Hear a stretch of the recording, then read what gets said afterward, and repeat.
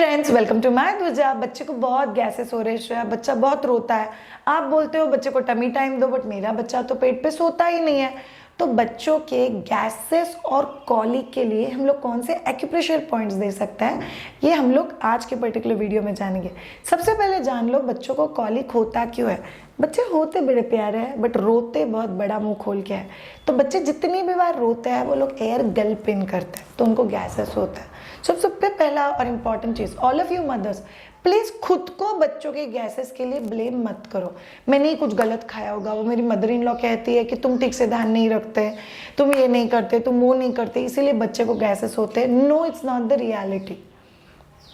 सो कई बार one of the reason बच्चों को गैसेस होता है इज बिकॉज वो लोग जो रोते हैं तभी एयर गल्पिंग करते हैं। दूसरी वजह, अगर आप में से किसी को फ्लो, ब्रेस्ट मिल्क फ्लो या दूध की बोतल का जो फ्लो है वो बहुत फास्ट है और बच्चा बहुत फास्ट दूध पी रहा है, उसकी वजह से भी बच्चे को गैसेस का इशू हो सकता है। श्रेया, अगर ऐसा मेरे बच्चे को होता है तो कोई प्रॉब्लम नहीं है। अगर बॉटल फीडिंग है तो बॉटल फीडिंग को ऐसे सुला के मुंह में बॉटल डालने से बेटर है बच्चे को थोड़ा सा वर्टिकल पोजीशन में लेके फिर पेस्ट बॉटल फीडिंग में बच्चे को बॉटल फीड कराओ। माय ध्वजा यूट्यूब चैनल के ऊपर अगर आप लोग सर्च करोगे how to bottle feed baby, आपको पर्टिकुलर वीडियो मिल जाएगा। तीसरी वजह, अगर एज अ मदर आप लोग बहुत सारा बीट रूट, मूली, मूंगफली, अनियंस, जैसे जमीन के अंदर उगने वाली चीजें अगर कच्ची खा रहे हो, या तो फिर आप लोग राजमा, छोले, ये चीजें बहुत ज्यादा खा रहे हो जिससे नॉर्मली किसी भी इंसान को गैसेस हो गए, तो उससे भी बच्चे को गैसेस हो सकता है। Last but not the least, कोई मदर अगर टू मच दूध पी रही है, बहुत सारा दूध पी रहे हो, तो फिर आपको रियलाइज होगा कि आपके बच्चे को गैसेस हो रहा है।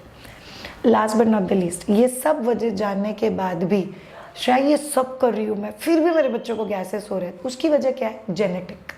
हम में से बहुत सारे बड़े भी लोग ऐसे हैं जिनको बहुत नॉर्मली गैसेस होता है, दिन में 2-3 बार गैसेस पास हो ही जाता है।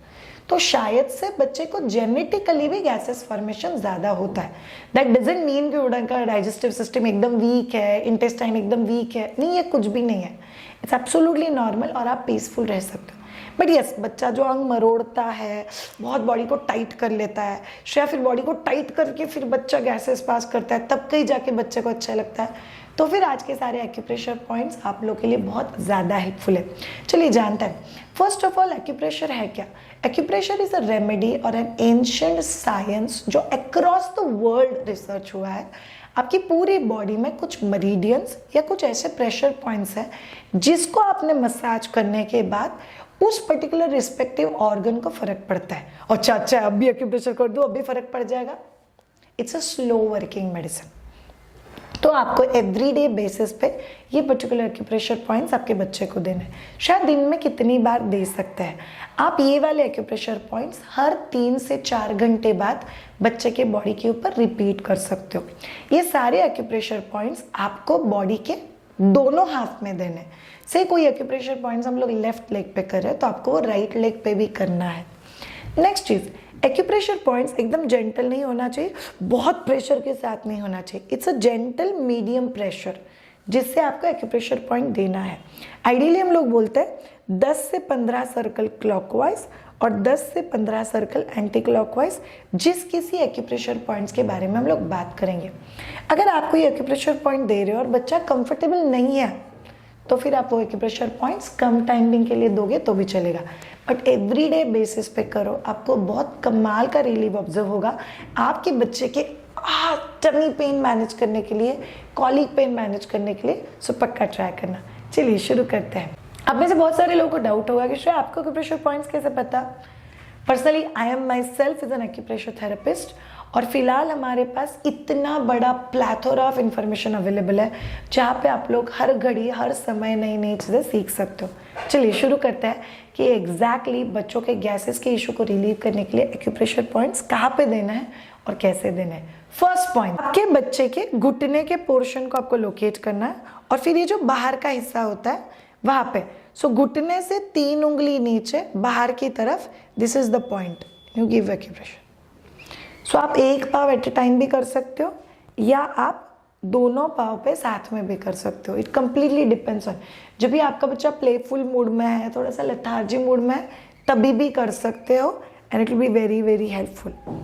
दूसरा point very crucial, next acupressure points के लिए, हमारा जो फीट होता है एंकल के यहाँ पे एक चढ़ान है, ऐसे एक हड्डी है जो थोड़ा सा बाहर निकलता है, उसके ऊपर आपको 2 उंगली जाना है और आपको एक हड्डी लगेगी उसके पीछे की तरफ, सो टूवर्ड्स द काफ।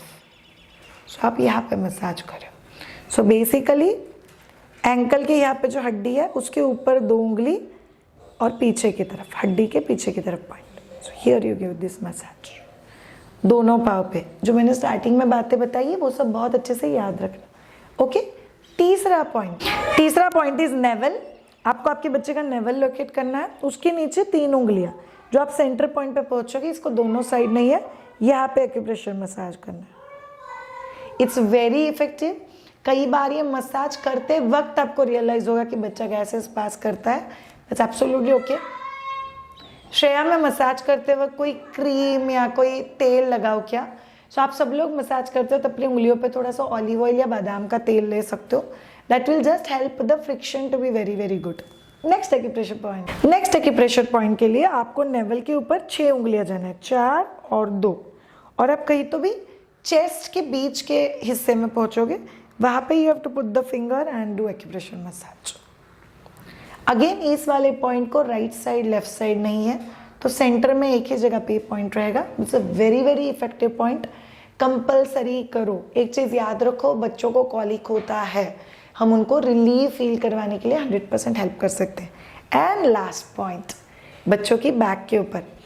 कई बार हम लोग जो बच्चे को थपथपाते हैं, चुप कराते हैं, it's actually working on the soothing and Kameng points of the baby, but अभी के लिए बच्चे के कॉलिक के लिए पॉइंट ढूंढता है। इस पॉइंट के लिए हमारा जो टेलबोन होता है या दोनों बम का जो पार्टीशन होता है उसका लास्ट पॉइंट, वहाँ से 6 उंगली ऊपर आना है आपको, और अब जहाँ पे पहुँच जाओगे सेंटर में, उसके 1.5 उंगली साइड में, इधर भी 1.5 उंगली, सो स्पाइन के 1.5 उंगली दोनों तरफ। So this is the point.